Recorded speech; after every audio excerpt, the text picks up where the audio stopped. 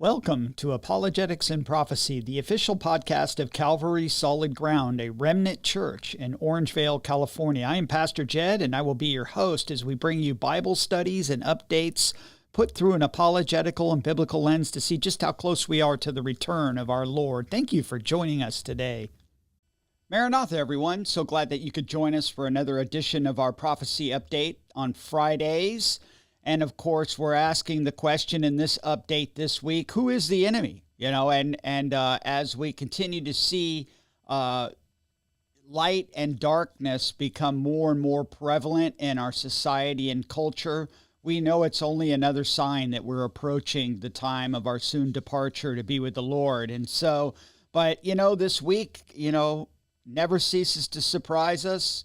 We don't run short on material when Friday comes along. And so, but the week started off with a bang. And of course, this is nothing new. It's something that we've known about for a long time, but it kind of continues to peel back the onion and open up the can of worms that we've known about. Because even back in January of this year, we saw on The Intercept, it said unredacted NIH emails show efforts to rule out lab origin of COVID. So we've been talking about that. You can go back and look at some of my prophecy updates from 2020 in March and April, and we were talking about the lab in Wuhan being the source of this thing a long time ago. And so, but people called us crazy, called us conspiracy nuts. And so let's look at that. I mean, this week, the House Oversight Committee released this paper, and it's about the COVID origins. And let me just read you directly from the Oversight Committee's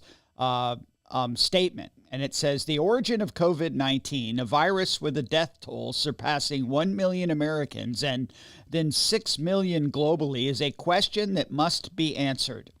Discovering the origin is vital to providing accountability and protecting Americans in the future. Mounting evidence points to the virus originating from a leak at the Wuhan Institute of Virology. Eco Health Alliance, a U.S. National Institutes of Health, NIH, grantee, awarded taxpayer funds to the WIV to conduct gain-of-function research on bat coronaviruses, research that may have started the pandemic. Committee Republicans have unearthed emails revealing that top virologist warned Dr. Anthony Fauci, the director of National Institute of Allergy and Infectious Diseases, that the virus appeared to be genetically engineered, and pointed to a lab leak in Wuhan. This is early on. We're talking before it was even announced that the pandemic had started in the United States. They had known this. However, these emails reveal that Dr. Fauci and former NIH director Dr. Francis Collins — don't trust Francis Collins as far as you can throw him. He claims to be a Christian. I don't know if I have no way to judge his relationship with the Lord, but I can tell you from the fruit of his teachings that they're false. Throw them out. Don't trust him. And this Francis Collins may have colluded with scientists to downplay the lab leak theory for their preferred narrative of natural origin.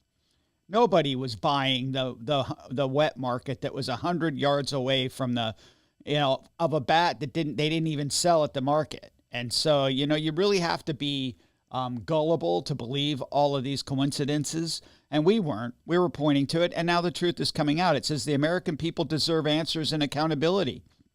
Committee Republicans will continue to follow the facts to determine what, if anything, could have been done differently to guard against the harms Americans have endured during the pandemic. But the thing that they probably know, and they're not telling us, is that it was done on purpose. And we've known it all along, and it's all coming out now. But guess what? There's more. And these are things that we've been talking about, and we get swept under the carpet. We get told we're conspiracy nuts. But when you can see through, when you're a Christian and you're born again, and you can see the spiritual undertones and the evil of humanity and nations and the power plays of the globalists, you can see things before they become unveiled to the public, because we know the underlying nature and worldview of man. And so It shouldn't surprise us. This Gateway Pundit article comes out, and it says Russia claims State Department and Atlantic Council censor info on U.S. biolabs run by Bill Gates and Hunter Biden-linked MetaBiota. And so this is one of those companies that Hunter Biden sat on as on the board. And this is a company that was funded by Bill Gates, and it was located in, guess where? Ukraine. Okay, and we know these places are there. And they've been, they haven't been hiding the fact. These truths came out, but they keep getting brushed under the carpet. But here comes this Russian guy, whistleblower, that comes out, and it says the U.S. State Department is conducting an active outreach campaign to neutralize Russian accusations that U.S. military biologists have violated the provisions of the Biological Weapons Convention. Russian bioweapons chief Lieutenant General Igor Kirillov charged in a Russian Defense Ministry presentation on July 14th. The International Science and Technology Center in Astana, Kazakhstan, plays a key role in the censorship of claims about U.S. bioweapons in Ukraine, Kirillov charged, together with Wooden Horse Strategies, a U.S. consulting firm in Kyiv, that's Ukraine, run by Atlantic Council Eurasia Center senior fellow Brian Medford. And they, of course, you see some of these slides. They've connected all these people. It was a very well-researched presentation. But, of course, the deeper than the presentation is the proof or the evidence that they're actually trying to censor the truth getting out about the Ukrainian biolabs. And that's the thing. And they blame it on, they call it Russian propaganda. But remember at the beginning of the pandemic when, they were saying that all of these people that are saying that it was a lab leak were crazy, and they were doing everything to censor us and to kick us off of Facebook. And we see this happening again with this, proxy war in Ukraine. We know why it's happening, and we know who's in control in this country. And we know because we can look back at the past and see a pattern. That pattern doesn't change. And so this Telegraph article, again, the same story, the Telegraph article that came out on July 14th says, briefing by Chief of Nuclear, Chemical, and Biological Protection Troops, Lieutenant General Igor Kirillov on U.S. military and biological activity. Russian Defense Ministry continues to analyze U.S. and its allies' military and biological activity in Ukraine and other regions of the world. I would like to point out that the information we publish has been heard by the foreign media despite strict Western censorship. Authoritative international publications such as The Times, The Guardian, The New York Post, Sky News published the information on the most high-profile topics: safety violations in American biolaboratories, the enhancement of the functions of pathogens, that's gain of function, just what we read about happening at Wuhan, at Boston University. They're doing it right here in the United States. Remember, they were the ones who genetically altered the COVID vaccine, and it was 80% kill rate. They did it in the lab. They're not afraid that's going to leak out now. That was Boston University. And the transfer of unfinished Ukrainian projects to the territory of other countries. In addition, the operation of United States biolaboratories in Ukraine raises more and more questions among ordinary citizens and political figures in the United States itself. For example, U.S. presidential candidate Robert Kennedy Jr. harshly criticized the military biological activities of the U.S. government. Now, of course, Kennedy has said some pretty awful things. He's anti-Semitic. And he is a Democrat. He is on the leftist side, even though he is a champion for anti-vaccine truth. But what he's talking about, he uncovers a lot of conspiracy stuff. So this isn't conspiracy news .com. This is a presidential candidate for the Democrat side. And he says Kennedy emphasized the role of the Central Intelligence Agency in biological weapons operations. The first of which was Operation Paperclip, which we've talked about and many of my contemporaries have. Thus, specialists from Japan and Nazi Germany were brought to the United States after World War II to transfer expertise in military biological research. The purpose of the project was to develop an experimental weapons program to bring in Japanese scientists who are the only ones who ever used biological weapons. And Japan wasn't the only one. Of course, they were the biological weapons maybe, but we know we were using chemical warfare. We know that these things have been used, and we don't know that we believe that the COVID-19 was biological war. It was done on purpose. And so we have to ask ourselves, we see all of this censorship and all of this accusations on this side of censorship from our government to keep the truth that's happening in Ukraine from getting to the people. And we just read an article just this last week that the emails that the Oversight Committee have uncovered and unredacted and made available proved to us that we were lied to at the beginning, and that they were censoring those with the truth back at the beginning of the pandemic. So are they doing it again? Can we find evidence that we are being lied to again in the same fashion? Well, this this is a House report that came out on July 10th. And this is very interesting. Let me read it, and you'll see what I'm talking about. The FBI's collaboration with a compromised Ukrainian intelligence agency to censor American speech. Do I need to read that to you again? The FBI's collaboration with a compromised Ukrainian intelligence agency to censor American speech. We just read where the other side was accusing us of doing exactly what we've been saying they've been doing, and now this government oversight House Judiciary Committee has uncovered again another thing about the FBI. It says the First Amendment to the Constitution of the United States is the bedrock of our political system and guarantees every American the right to speak his or her mind freely and without interference from the government. It is predicated on the understanding that no government official has a monopoly on the truth, and that every American is capable of evaluating competing claims and deciding what to believe. We have the freedom of speech. That's how debate is done. Civil debate is done. Differences of opinion, that's science. That's true. That's the freedom that America has. On February 15th, 2023, as part of its investigation into the federal government's role in censoring lawful speech on social media platforms, the Committee on the Judiciary issued a subpoena to Meta, the parent company of Facebook, and Instagram and Alphabet, the parent company of Google and YouTube.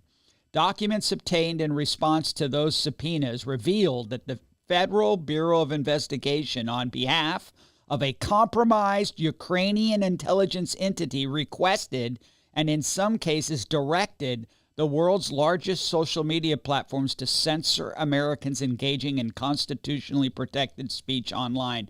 And as we continue reading through this, I wonder if they're going to, call our YouTube channel, fake news. And we're reading the report from the own government. This is news. This isn't conspiracytheory.com. This is the government House of the House of Representatives government own words, and they're telling us what we've been saying all along.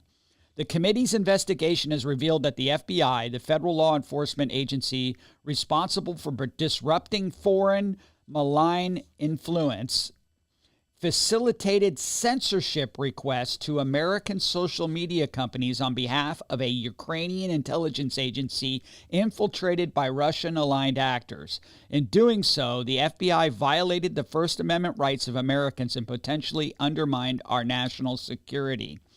The interim report is based on material obtained by the committee and the select subcommittee pursuant to subpoenas issued to Meta, the parent company of Facebook and Instagram and Alphabet, the parent company of Google and YouTube. The facts as recounted in this report are merely a subset, Listen, merely a subset of the information obtained to date. But they provide a powerful indication of the FBI's failure to respect fundamental American civil liberties. So that just, what we just read, what we just talked about, what we've been talking about all along is this proof positive that we are being lied to, being manipulated to, and that those of us that have told the truth, those of us that are trying to get the truth out, getting past the bias of the propaganda between the proxy wars. See, the proxy war gets us to we can't believe anybody.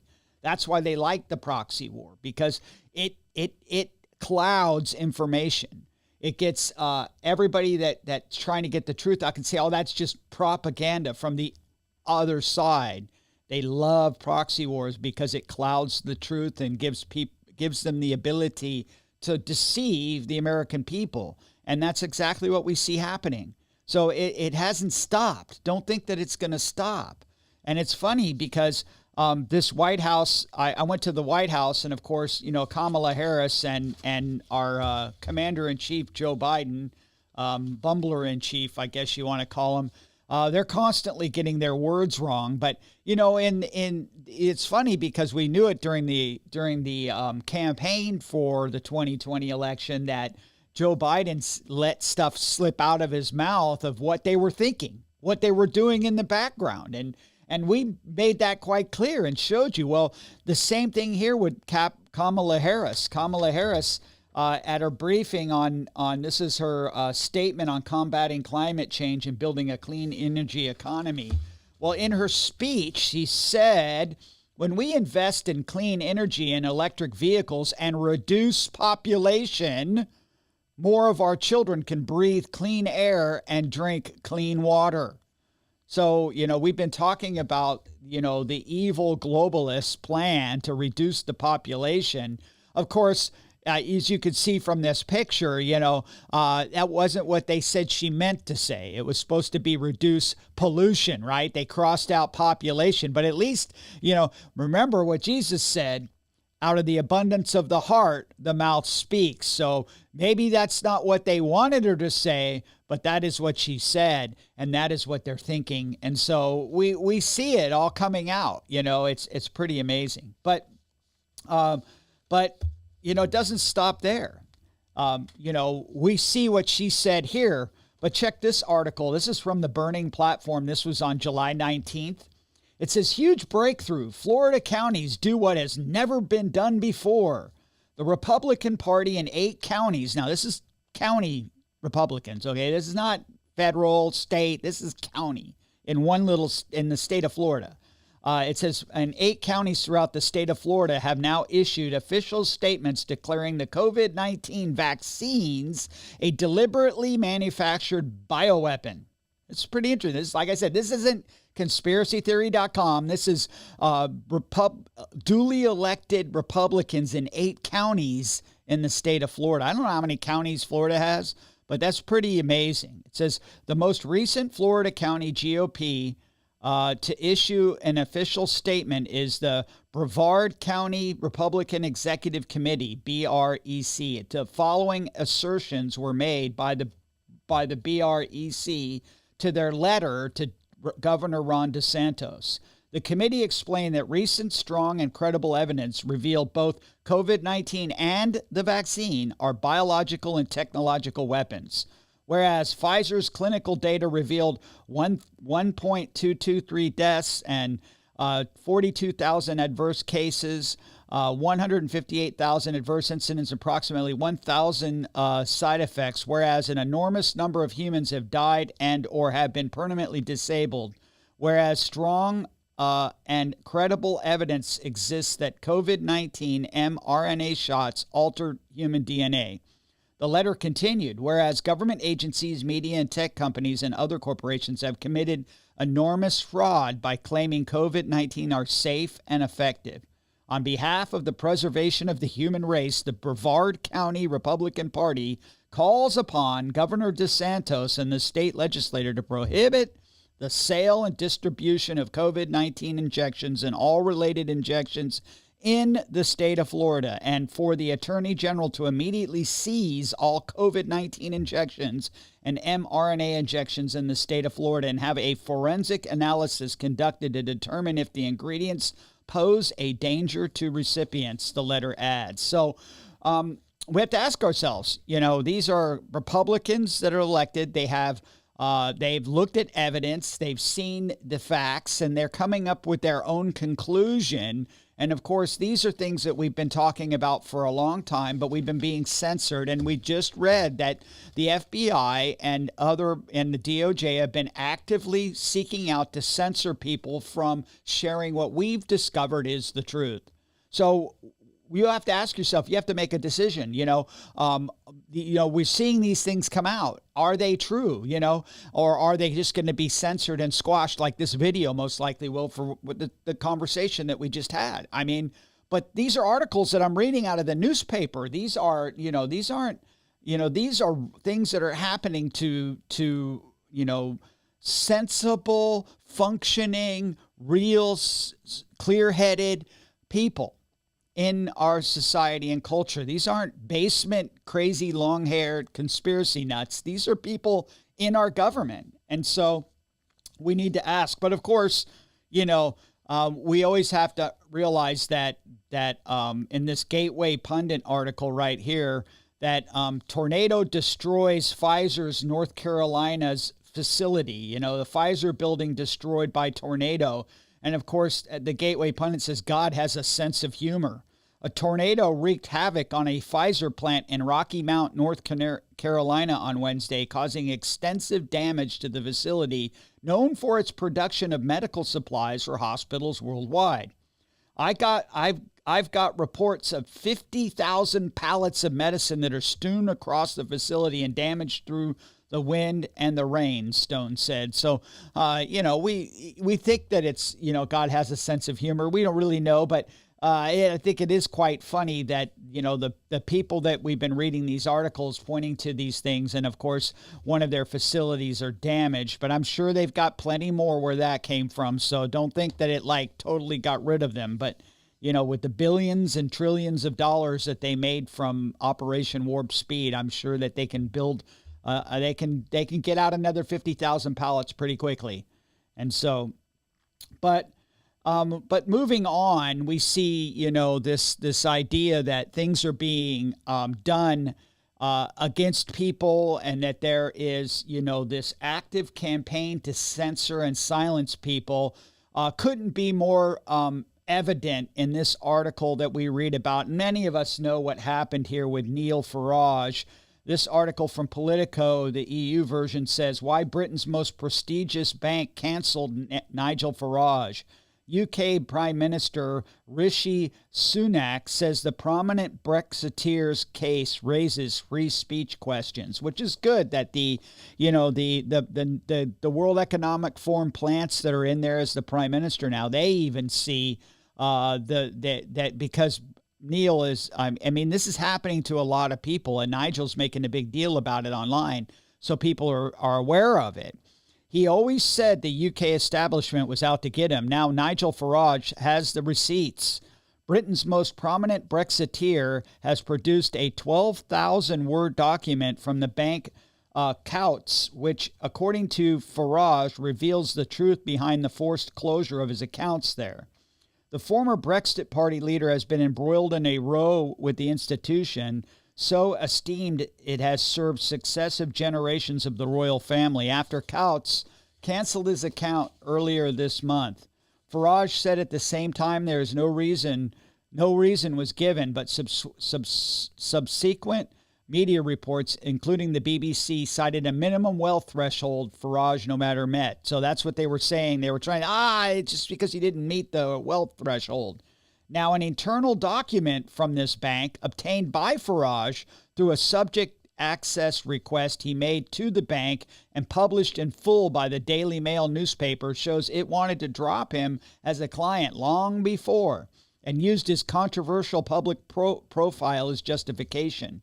A briefing presented to the bank's Reputational Risk Committee said Farage is considered to be by many to be a disingenuous grifter, with xenophobic, chauvinistic, and racist views, and suggest it could dump him once he paid off his mortgage and dropped below its wealth criteria.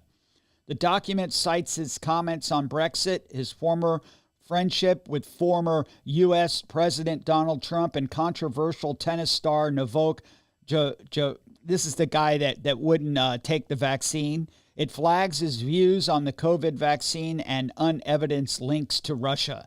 And so they're calling him all these names. We see that that's how they do it. They've been planning this all along. They don't like him, so we're just not going to serve him anymore. And we're going to, we need to have a bank to put our money, right? We don't just keep it under our, and I know that the videos come out that he went to 9 different banks that didn't have the same wealth threshold, and they all told him no. They turned him down. So it shouldn't surprise us. But we need to ask ourselves, would that ever happen here? I mean, come on. Come on, Pastor Jed. Would they really go to that length here? Well, how about this Gateway Pundit article right here from last week? At least 25 to 30 IRS agents in tactical gear raid business in Stuart, Florida. On Wednesday, at least 25 to 30 IRS agents in tactical gear raided a business along Southeast Slater Street in Stuart, Florida, Fox 29 reported. The raid, which began around 9:30 a.m. on July 12th, saw agents entering and leaving the premises of Tee-Off Temps and Elite Payroll Solutions, each time laden with boxes and large backpacks. The agents, with their clothing branded with police, IRS, criminal investigation, shocked local witnesses. There's at least 25 to 30 cops out there, said one witness. It was like a scene from a movie. It was like, what? Then they all started coming out. They had the big gear, tactical gear, because they probably didn't know what they were walking into, said one witness who chose to remain anonymous. So we see that, we've been warning you that when they said the 86,000 IRS agents they wanted to add, that we showed the videos of them training them how to use weapons, and right away, right after they got that okay to hire all those agents, and we were told, that's just conspiracy. We see it right there. They're already raiding small businesses, businesses they could have probably just knocked on the door and would have been allowed to come in. But no, they had to show up in full regalia and gear and weapons to scare you, to make you live in fear of the government and submit to their authority and pay. That's what's going on here. And we have to ask ourselves, how far will it go here in the United States? Well, over in France, they sure taken it as far as they can. This other Gateway Pundit article here, Orwellian France. Parliament approves legislation opening door to mass surveillance, making it easier for authorities to spy on electronic devices. In an Orwellian turn of events, France is introducing legislation poised to usher in an era of mass surveillance of its population. The administration of former Rothschild banker and globalist poster boy Emmanuel Macron seems the testing ground for so many nefarious ideas in the Western societies. After he managed to reform the pensions, changing the retirement age without a vote in Parliament, and withstanding weeks of hard protest, it seemed like it was just a matter of time until even more dystopian policies were introduced. Well, there you go. French lawmakers on Tuesday adopted a sweeping justice reform bill that includes a provision to allow law enforcement agents to remotely tap into the cameras, microphones, and location services of phones and other internet-connected devices of some suspected criminals. That's just a suspected. Who do we know? They determine who's a suspected criminal or not.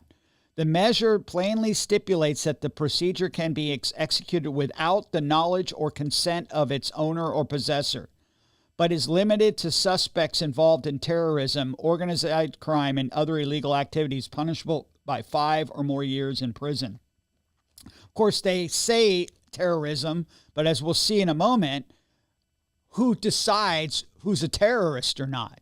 See, they just throw a group of people in there, and now they've opened the door to be able to spy on them and take control of their devices and do whatever they want. The authoritarian for eavesdropping was included in a reform bill to modernize penal procedures and being a faster, clear, modern justice. So they want to do, basically they want to use AI. We know that to be like the Minority Report, where they watch you and they spy on you and they decide, well, is he going to commit a crime or not? We think he's going to commit a crime, so we better go in there and arrest him before he commits the crime because, we want to be able to have clearer, faster, modern justice. That it is crazy. But hey, everything's okay here in the United States when we got Ted Cruz on our side. Here's an article from the Western Journal. It says, your air fryer is spying on you, warns Ted Cruz in introducing bipartisan smart tech consumer privacy bill. Last week, Republican Senator Ted Cruz of Texas tried to get support for a bill that would inform customers if an appliance has the potential to monitor them, in what he calls a way to stop big tech from spying on the little guy.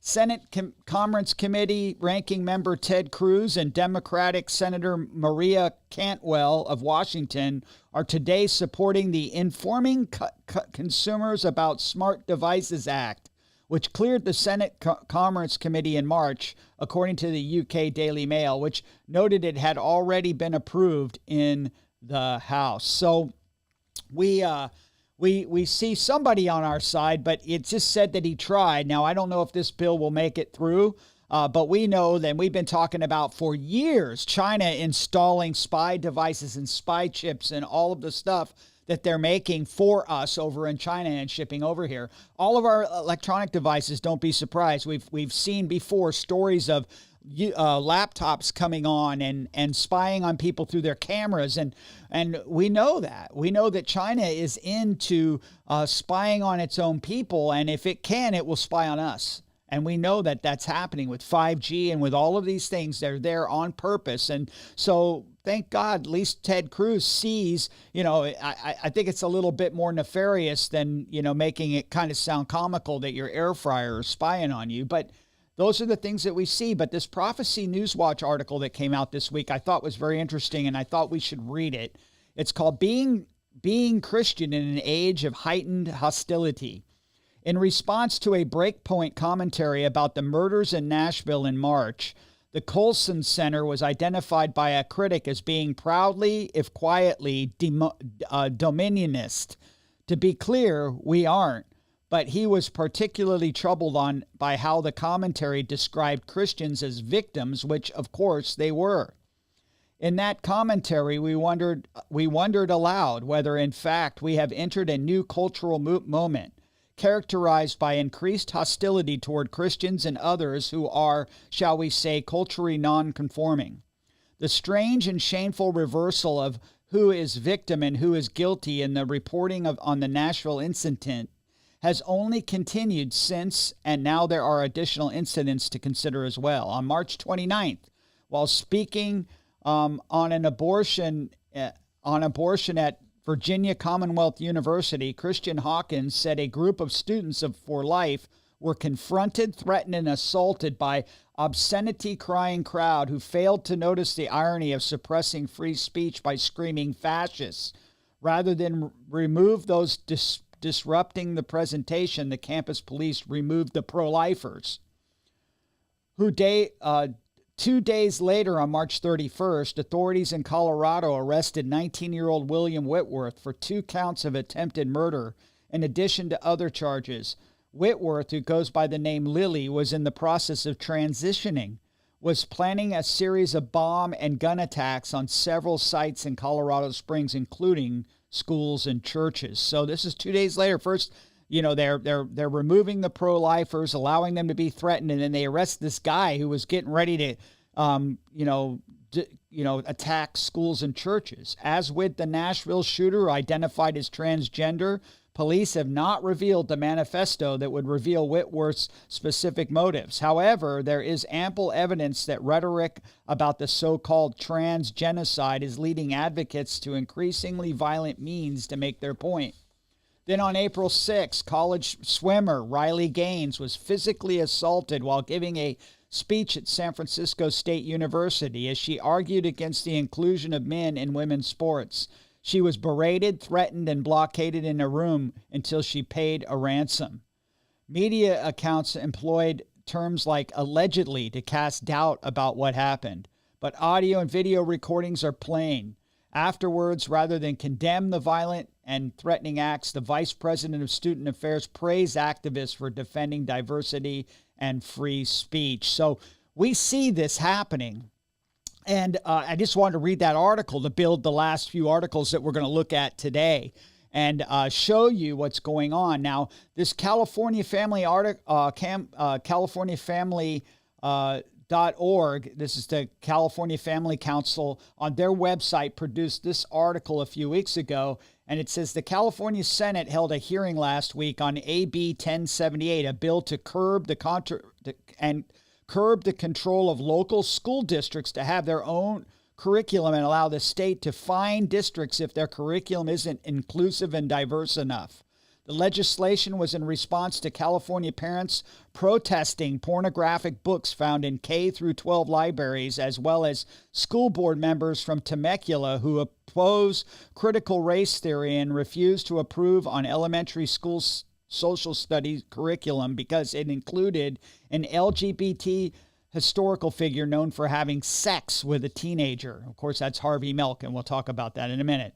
The controversy came to a head 2 months ago when Temecula Valley Unified School District Board rejected a new social studies curriculum that included, among other things, material on gay activist Harvey Milk. School board president Joseph Komrosky opposed the curriculum, calling Milk a pedophile. Board member Danny Gonzalez added that the inclusion of sexually based topics and the glorification of a known pedophile would be morally reprehensible and inappropriate. Right? That should be a no-brainer, right? But Governor Gavin Newsom and State Attorney General Rob Bonta publicly criticized Komrosky and issued a press release threatening repercussions and expressed deep concern about the potential discriminatory intent. So they're always accusing us of what they're doing. But just the day before yesterday, Tim Thompson of 412 Church in Temecula and another guy from TPUSA Faith, an African-American guy, went and spoke at this meeting about this very thing. And we're thankful that they voted in their favor. But read the article here from this article right here. It said, let me see, the article is from NBC News down there in Southern California. And it says, Southern California School Board rejects curriculum that mentions Harvey Milk. The controversy centered over a 3-paragraph mention of the gay rights figure in supplemental materials.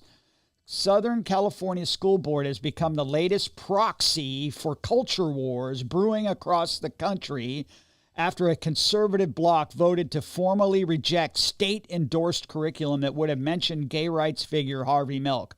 On Tuesday, a heated Temecula Valley Unified School District Board meeting dissolved into shouts and jeers as parents, teachers, and community members confronted one another over a 3-paragraph mention of milk and supplemental materials for students in grades 1 through 5. At least 3 people were ejected from the 5-hour meeting and escorted outside by law enforcement officers in the parking lot. Stickers in support of the far-right Proud Boys group mysteriously appeared on cars. The curriculum has never been vetted, piloted, or approved by an overwhelming majority of actual TV USD parents and teachers, so stop wasting money playing chaotic political games and stoking the fires of the culture war, she said. This never should have been an issue. But Tim Thompson, founder of the Inline Empire Family PAC and evangelical pastor at 412 Church, Temecula Valley, which hosted U.S. Representative Marjorie Taylor Greene in 2021, said Milk is not someone who should be celebrated. So, and then of course we know that just last night down in Chino Hills, Jack Hibbs was having people go to their board meeting to talk about, the parental transparency rights. So, teachers won't hide children's transitioning from their parents. And so that's what they're trying to do. And of course, we know Back in October of 2001, the Justice Department addresses violent threats against school officials and teachers. And of course, this nationalreview.com, FBI whistleblower claims DOJ used counterterrorism tools against parents in response to school board memo. And remember, the school board sent a memo to the FBI declaring, parents that were showing up at, and, what we're just reading about, the school board meetings were considered domestic terrorists. And of course, everybody, all the fact checkers say, no, it never happened. Well, this article just came out this week from Judicial Watch. Judicial Watch sues over the FBI investigation of parents at school board meetings. It is staggering to think that our FBI was sent out to investigate parents at school board meetings. Let that sink in. We did, and we acted. And remember, we just read, we'll go back to the beginning of this prophecy update. This is building a theme, okay? And it said, we filed a Freedom for Information Act suit against the Justice Department for all communications from FBI officials regarding investigations carried out after an October 4th, 2021 memo from Attorney General Merrick Garland instructing investigators to target American parents due to an alleged increase in harassment, intimidation, and threats of violence against school board members, teachers, and workers in our nation's public schools. And there's a link to it all right there. Judicial Watch's legal team is following up on the controversial memo by Garland instructing federal law enforcement to open dedicated lines of communication for threat reporting, assessment, and response on possible criminal threats to local school board members over politically charged issues such as critical race theory, which we just read the two groups that just recently, and other, they call it extremism. You see, that's how they're titling us. Another group likely to be of interest to the FBI is Turning Point USA, which we are members of their faith division. We're in association with them. We really like what Charlie Kirk is doing with that and the pastors involved. A conservative organization that educates and organizes students. It initiated a project to report indoctrination of school children, school board watch list. In testimony before the House Judiciary Committee on October 21st, 2021, Garland said that he based his memo off a letter from the National School Board Association that labeled parents as domestic terrorists. The National School Boards Association later issued an apology for the letter. In November of 2021, Republicans on the House Judiciary Committee questioned the completeness of Garland's testimony. The House committee's report included that Biden administration officials colluded with school board association leaders to create a justification to use federal law enforcement and counterterrorism resources against parents. So we already see, if we follow that line that we started at the beginning of this message, we come all the way up to this point that those of us that are speaking out of the truth, that are showing up and using our First Amendment rights as Christian Americans to demand and to call for a moral standard across our country to be established for us to have a difference between wrong and right. And we have to ask ourselves, we see this two-tier system of government. We see this direct weaponization of the FBI and the DOJ to silence us and to tell us that we're conspiracy theorists. And you think it's going to stop there? We'll end with this story right here, and that is that this, of course, we have to remember that if it's happening to them, it's going to happen to us. Next Trump indictment could drop as soon as this week. Mr. Trump could face more charges against him as soon as Thursday or Friday. It's President Trump, by the way. Prosecutors could ask a grand jury to return an indictment against President Donald Trump relating to the January 6th attack on the U.S. Capitol and his efforts to overturn the 2020 presidential election as soon as next week, The Independent has learned. And so we see this third indictment of the president over this January 6th and his claims over the 2020 election, which we watched 2,000 Mules. We know what happened in the 2020 election. We saw what really happened on Tucker Carlson with the January 6th so-called insurrection. So they are pushing this. They are pushing this false narrative, and anybody with the truth is being silenced, arrested, and indicted. And we see this happening. So we need to ask ourselves, how far will this go? Well, in the last days, we know what's going to happen. I'd like just to leave you with a few verses before we leave today. And Isaiah 5:8 says, "Woe to those who call evil good and good evil, who put darkness for light and light for darkness, who put bitter for sweet and sweet for bitter." Isaiah prophesied about what was going to happen. This happened in Israel. And judgment came upon Israel, and they were sent into captivity because this had happened to their society and their culture. But we see it happening on a global level right now. And of course, Jesus warned us. He told us in John 15:18 through 19, Jesus said, "If the world hates you, you know that it hated me before it hated you. If you were of the world would love its own. Yet because you are not of the world, but I chose you out of the world, therefore the world hates you." And of course, later on in 1 John 3:13, he would say again, "Do not marvel, my brethren, if the world hates you." So don't be surprised that these things are happening, and they aren't going to get any better before Jesus returns. The world is getting darker and darker, but us as Christians, we are to live brighter and brighter.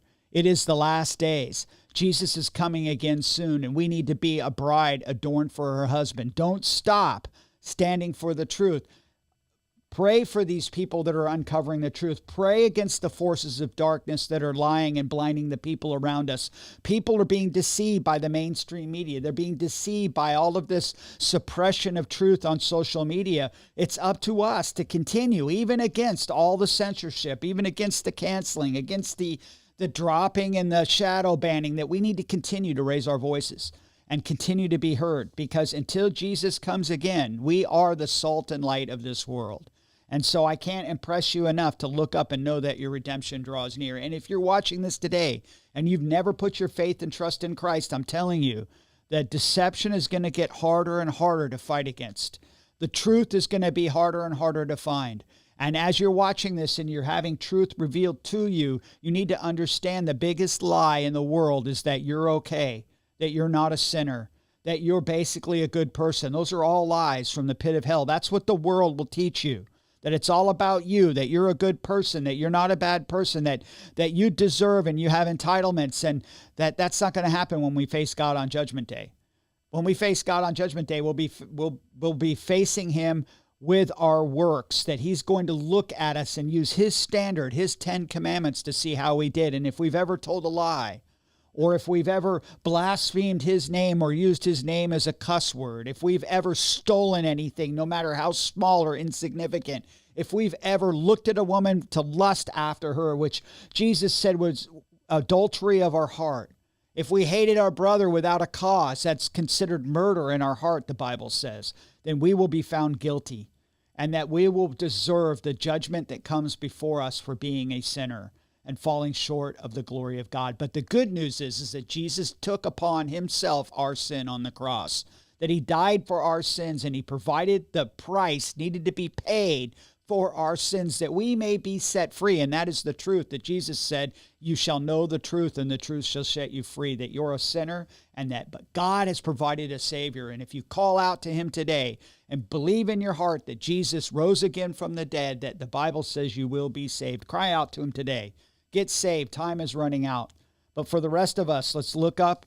Remember to continue to speak the truth. Continue to get involved in the culture and be countercultural. Continue to stand for the truth of Jesus until he comes again, that when he comes, that he might really find faith on the earth. And so I just want to encourage you and thank you for watching this, and I'll end it as I start every episode. Maranatha.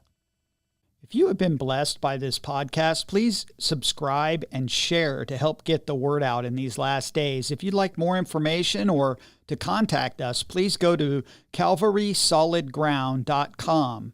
God bless.